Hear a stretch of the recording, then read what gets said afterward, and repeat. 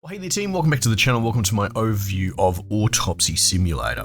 So for those who want to cross it, I do overviews on this channel, which is where I look at the first 2 hours of a game because it's a Steam refund window, or in some cases like this one, maybe less than 2 hours. But regardless, I use that 2-hour bracket that Steam thinks that you can make up your mind about whether you want to keep a game or refund it or not, and then I make up my mind. I do a short punchy video, keep around 10 minutes, broad strokes, give you the info, try and keep you a bit informed and you can make up your own mind. So yeah, in some cases, I don't make it the distance, and that's usually a bad sign. It's a bad sign here. This is not a very good game, but I will elaborate. But suffice it to say, there is something to be said for a verdict if you can't even make it past more than an hour into a game, and that's as far as I got. I was actually a little bit pumped for this. I don't know, just something about the marketing is... I do find narrative stories to be interesting. However, the problem is that there's so much slop, and the whole space is just dominated by walking sims with shitty gameplay, and there is a correlation between people that think that they can write and also thinking that the writing can carry it with a shit gameplay loop attached. There might be a good gameplay loop in here, it's very difficult to tell. It's a slow burn.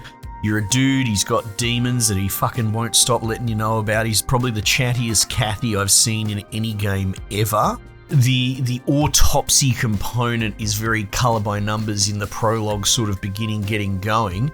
It's very difficult to tell what sort of agency that you would have. And before I get into, tearing this thing to pieces, I will say, like, the UI design, the environmental design, all the sort of technical components of it are actually quite solid and interesting. I kind of like the little world that they've built out. The gameplay seems to be very, very limited to kind of, I wouldn't call them quick time, but probably mini game, busy work, but there's nothing really wrong with that. Like, examples would be one of my favorite games ever, Observation, where you're stuck on a space station, it's narrative driven, and this is what I hoped it would be. This is attempting to be that, but that is carried by interesting mechanics and honestly, good writing and a strong performance by the voice lady. In this case, the two-prong problem of that three-prong equation, in that the voice actor and the writing are so terrible here, it's kind of agonizing to play. So that's what I'm saying, like, that maybe there's a good game in there. But like, I went to the extreme example of Googling and going into Steam files and trying to figure out if I could run this game in a different voice language so as to just stop this prick talking in my ear. And all I could do is put like bloody Deutschland subtitles. That's about it. And I'll be honest, no game ever before this one have I ever gone to that extreme. Now, this isn't just a shit on a fest. I will explain in a bit more granular detail what the issue is, or issues. But yeah, know that it's just, it made me want to bloody plug my ears. It's so bad. Right, let's start with the writing first. This dude clearly has some demons, he's lost a wife or something like that, and the game's kind of doing a 50-50 split between doing the autopsy job and dealing with all this crap rolling around in his head. I will throw in here that calling a game Autopsy Simulator is massively disingenuous. Granted, from a lot of the marketing material, if you've watched trailers and all that sort of stuff, you would probably recognize that they're going for a heavy narrative, but I think it's pretty safe to say when a game is called a simulator, like a building simulator or something like that, you're not really worried about this dude taking pills to deal with his wife dying, and more interested in, like, dare I say, a bit more nuanced gameplay, a bit more sandboxy, that sort of thing. Build a house your way. So maybe after a couple of hours, this game lets you off the leash, but I can't last that long, and that still bears mentioning. So I think it's a terrible name, bordering on deceptive. Either terribly misinformed, which is possible given so many of the things that they've gotten wrong here, or actually deceptive practices, trying to snag the simulator market and get them scooped up in the hype of release day. I can't honestly say. But the writing is just relentless and non-stop. So, I have a certain sympathy to a voice actor, as much as I can have. I don't like actors full stop.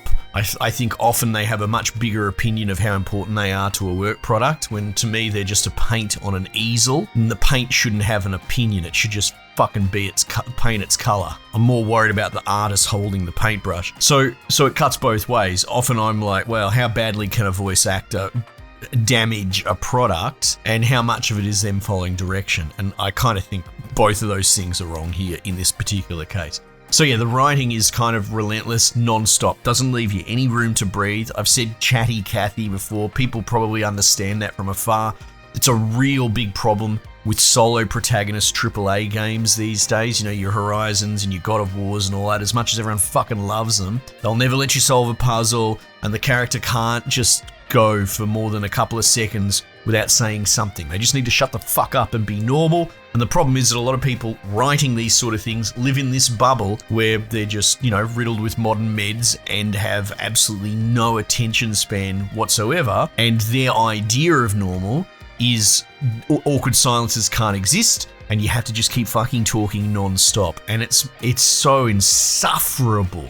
So this is just non-stop. The writer probably got their bloody words per minute out of their pay agreement or however it would work with the company, because yeah, it's just unnecessary non-stop fluff and quips, and it kills me. At first I thought, because your dude starts recording an autopsy for like a student lecture, and I thought, well, okay, at least for the prologue, that's a very clever inroads for you to talk through the mechanics of the game. And as insufferable as it was, I couldn't help but think, okay, well, that's kind of a clever vector, right? But then after you rock up and you start doing the next day's worth of work and he starts recording it again and just starts talking, I was like, oh no, it wasn't clever. I misunderstood. This is their narrative framing for the entire game.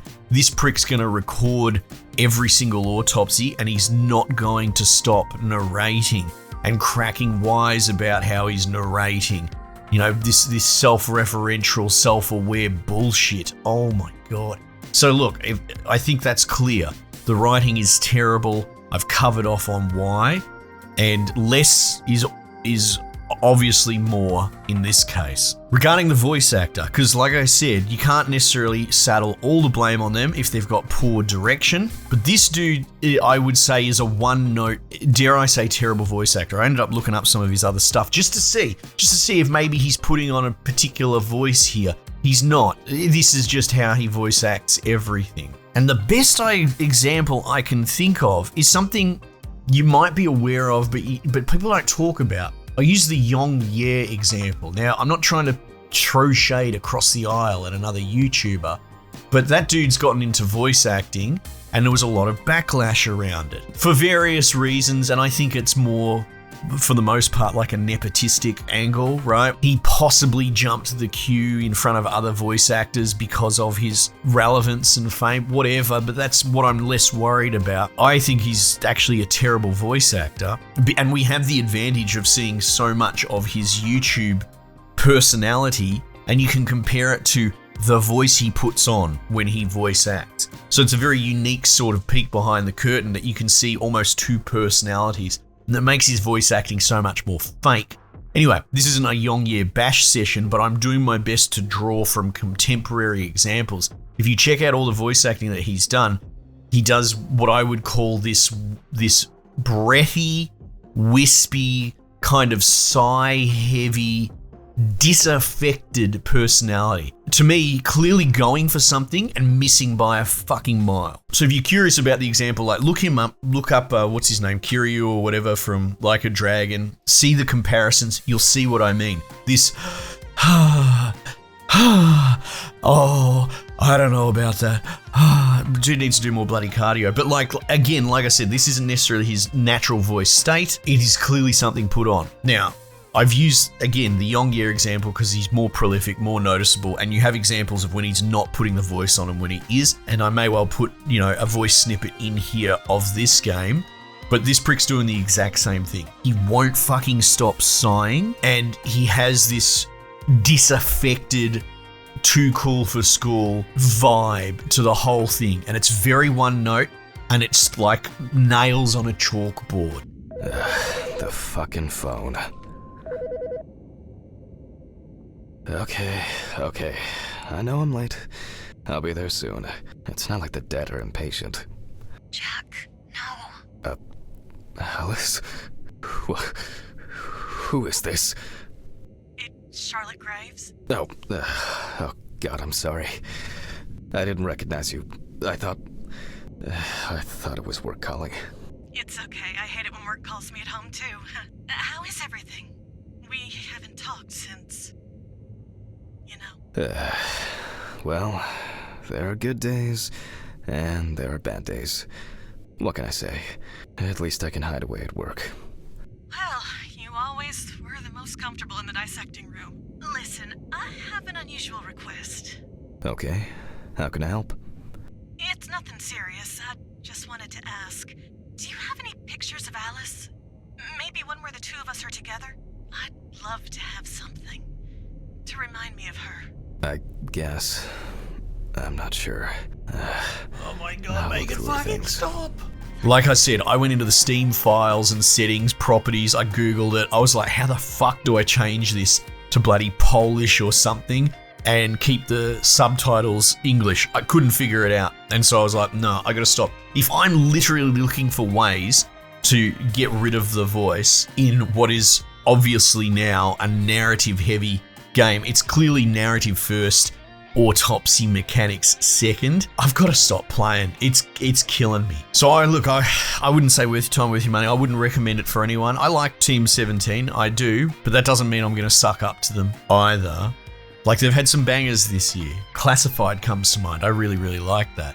But this is a massive swing and a miss, and I feel like the people that it might be aimed at, which would be narrative enthusiasts, would probably share the same concerns. They're not going to like this, man. It's just not good. But then there's going to be a whole other crowd that are going to get scooped up in the idea of, oh, maybe you can run your own bloody autopsy office, balance the books. That sort of thing. Something closer to like Supermarket Simulator that we played earlier this year, which is brilliant, by the way. You should play it, even though it's got a dumb cringe everything. The name, the setup, and all that. That's one of the best simulators I played this year. It's great fun. But this isn't a simulator, and it's kind of a terrible narrative. I don't need to go around in circles and bash it any more than I have, so I might just put a bow on it there anyway. Team, might just leave it there for the time being. I'll catch you guys on the next one.